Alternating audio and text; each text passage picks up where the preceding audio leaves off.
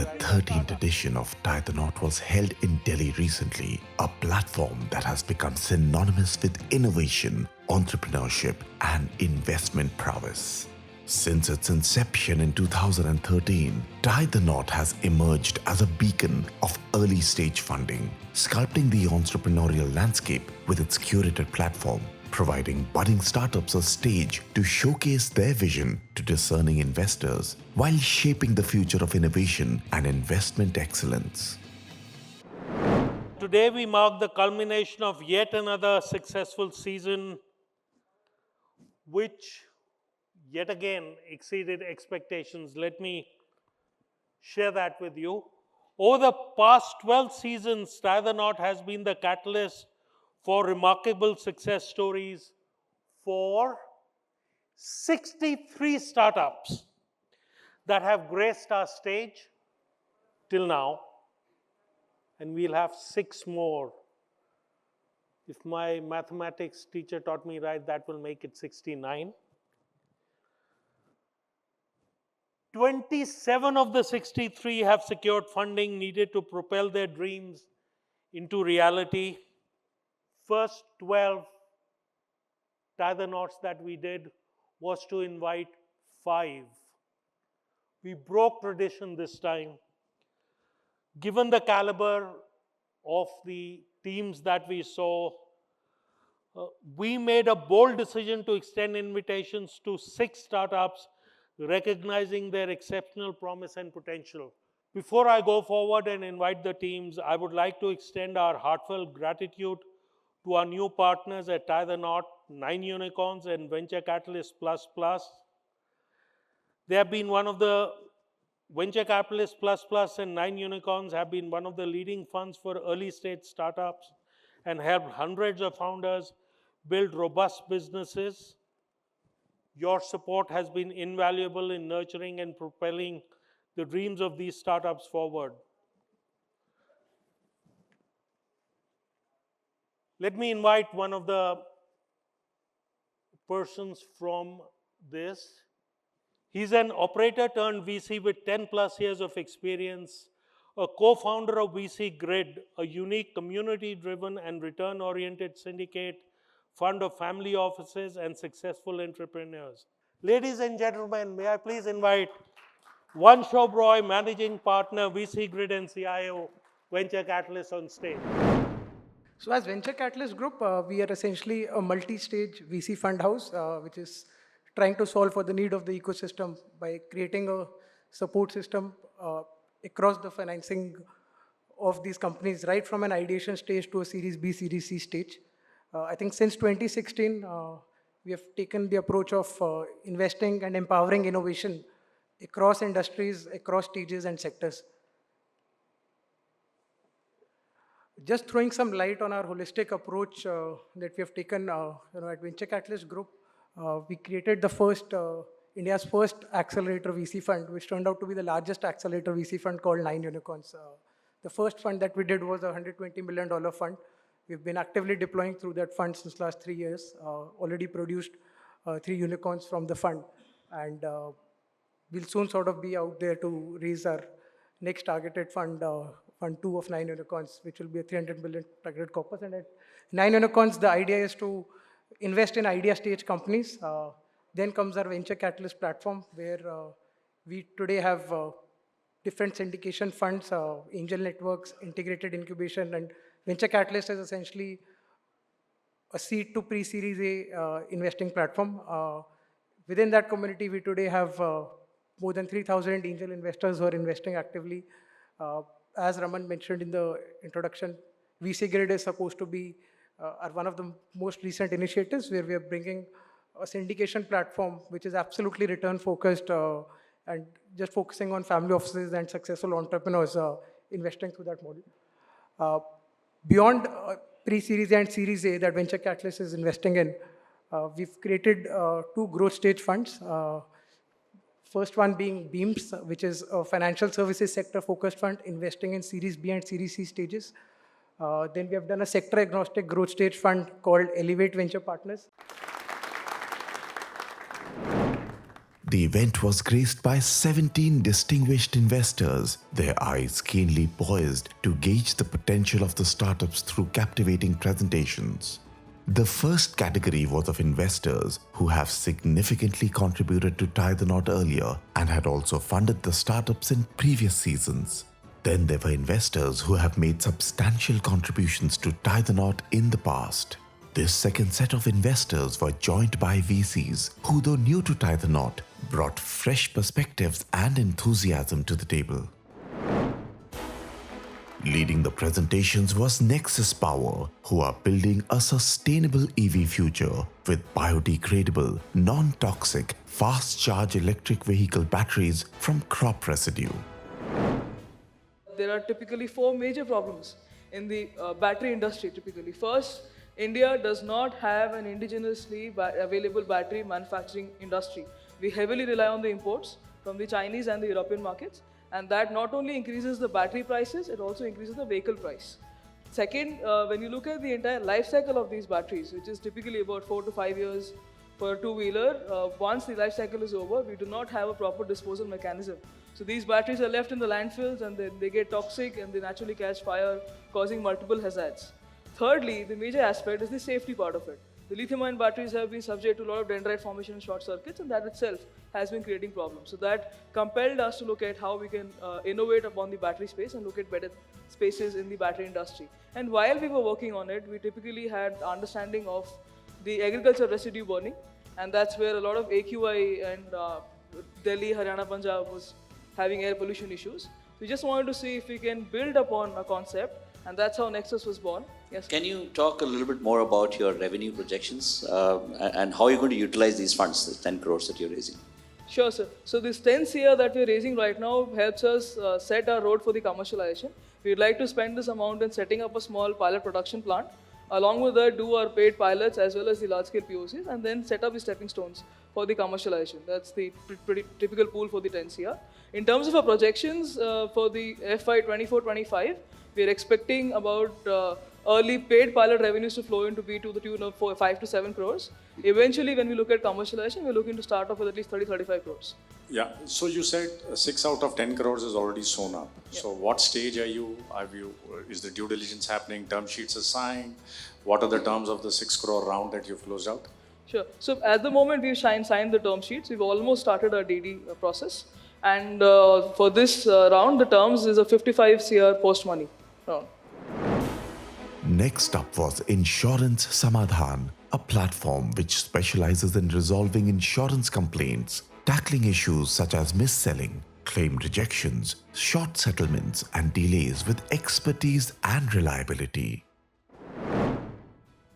Hi, I'm sure all of you would have some or the other policy, life, health, or general insurance policy. And this one question would always, worry you that whether I'll get my claim or not. In year 2021, the registered complaints were $0.8 billion against the research done by Red Seer, a very famous research organization. The same year, they did a research and they said the complaints were actually $15 billion. So it's like an iceberg effect. Most of the complaints are not registered. Insurance Samadhan is a tech platform, and we resolve insurance complaints like mis-selling, claim rejections, short settlements, and claim delays. We've already solved more than 16,000 complaints and got over 110 crores in aggrieved customers' account. As we speak, we have almost 9,600 complaints in hand, and the complaint size is almost 150 crores. Out of the 5.5 crore, what will be the breakup between the registration fee and the success fee? Great. So our success fee is 12%. Like I said, our registration fees is only 500 rupees. So I would say maybe 3 to 4% would be registration fees. Rest is 12% success fee. What's the split between categories of insurance? Which one's the largest for you? Our health insurance is the largest, which is about 55 to 60% depending on the month. Then comes the life insurance, mis-selling, and then the general insurance and the death claim. Life insurance is 30-35. IFL is a strategic player. How much do they own today? 16%. And between the founders, how much you control? 45%. Okay. Following this was Good Loot. Kootloot leads as India's premier B2B2C platform, facilitating the scaling of non-MRP and non-grocery retail businesses across both offline and online channels. So what Kootloot does is we are a B2B2C company, largely focusing on non-grocery, non-MRP segment. Largely, raste ka maal saste mein. And to give you a market size of how big that market is, India has about $1 trillion of retail. 650 is just pure grocery. Your, khana, pina, atta, chakki. But there is a big white space when it comes to the non-grocery. When you look into your own homes, from your curtains to your bedsheet, to the t-shirts that you wear, or to the shoes that India wears, all of them have no price tags when they actually reach the retailers. And the retailers sell it at whatever price they want. But there is another challenge. There are about 25 million such non-grocery retail merchants in India, which essentially haven't grown. And less than 2% of them have any access to marketplaces. They're not allowed on Amazon, Flipkart, Meeshos of the world. To give you some data, 5% of all Amazon sellers do 90% of all Amazon sales. And that's where Kootloot comes in. So what I'm guessing after looking at some of your company financials, yes, sir, is that you are now becoming a Vishal Mega Mart. Absolutely, sir. In a nutshell. Absolutely, and what we're doing is, these were the same sellers. After having burnt a lot of money and having a college tuition fees paid by a lot of investors, you realize that the e-commerce model isn't working, so you're going to physical now. Okay. How do you and when do you plan to break even? Okay, so most of our revenue comes from the B2B business, which is where we're monetizing. To answer your question, the e-commerce business that we did not have sellers from Amazon or Meeshos that were selling on us. We focused from day zero on retailers. Because the problem with retailers is not digitization, but demand generation. That's why we burnt a lot of the money, right? So Vishal Mega Mart, the stores are owned by the company and run by the company. We don't own the stores. We are a technology partner. So we provide a supply chain, the working capital, and we provide a PO on 100 rupees stamp paper with post-dated checks from every retailer. We do a DD ourselves on these retailers, and only then we actually convert them to Kootloot stores. So we'll be profitable once we have 250 offline stores. And an average store gives us about 24 lakh rupees of PO per year. Just wanted to know how much equity is left with the founders. So the founders, we have about 35% of the equity left. We actually lost a lot of the equity in the first round, and then we tried to get it back later on. I'll be very honest about that.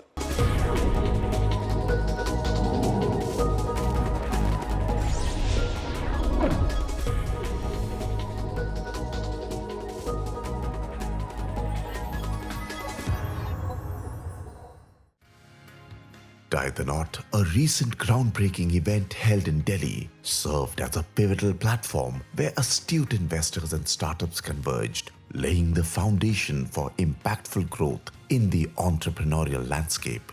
Before the break, we witnessed presentations from startups, Nexus Power, Insurance Samadhan, and Kootloot. These were followed by the presentation by DeckPeg.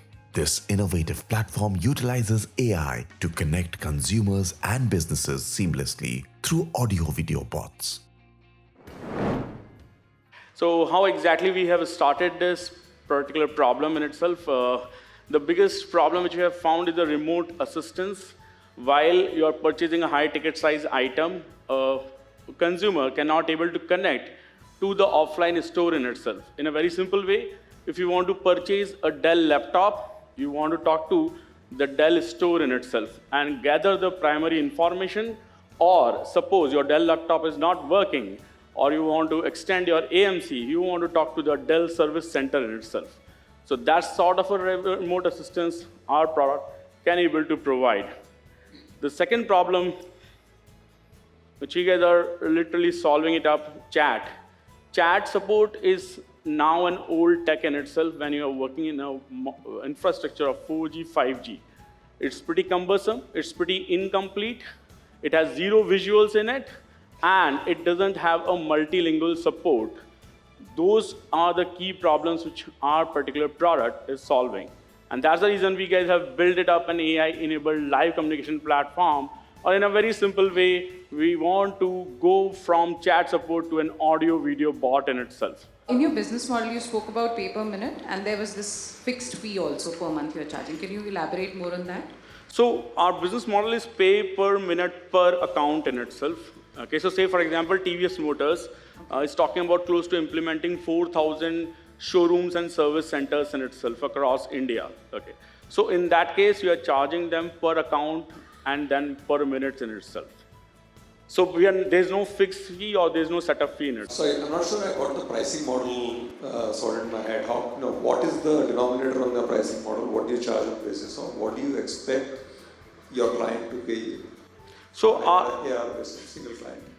Okay, so one client pays us pay per minute per account. Okay, so for example, if you have a 30 sales agent, every agent will give one account along with pre-filled minutes in itself on the package.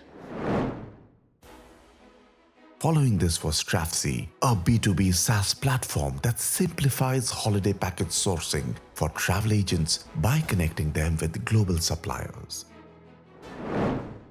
Strafzy is a B2B SaaS platform that has streamlined the broken supply chain between the large travel agents market and global suppliers of holiday packages.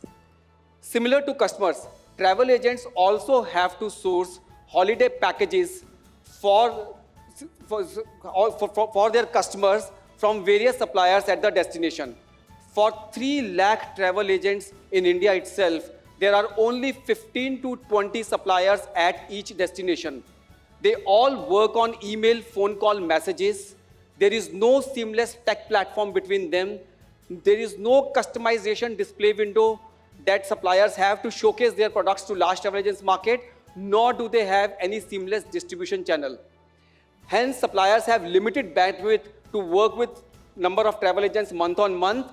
Therefore, middleman controls the value chain with their margins, which leads to lower profitability for smaller travel agents, especially who are huge in number in India, and the market, holiday package market, is unorganized and offline. Strafzy is bridging the gap between the two through its enterprise solution. What's your business model? How do you charge? And what's your revenue?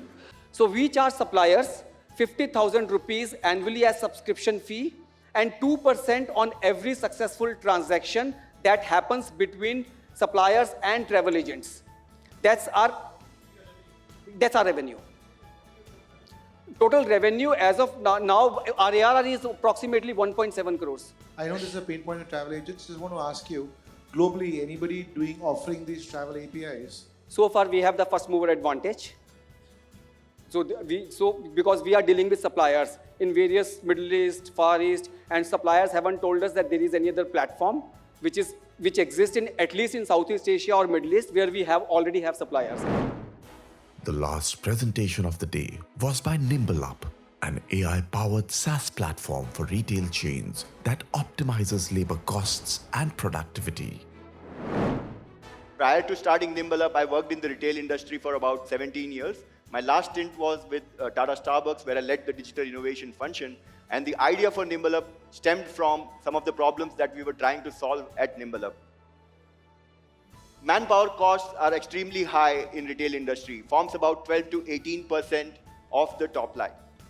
A staggering 25% to 30% goes wasted because of improper forecasting and manpower scheduling. Maintaining brand standards, especially for large retailers who operate across multiple regions and multiple formats, can be a formidable challenge.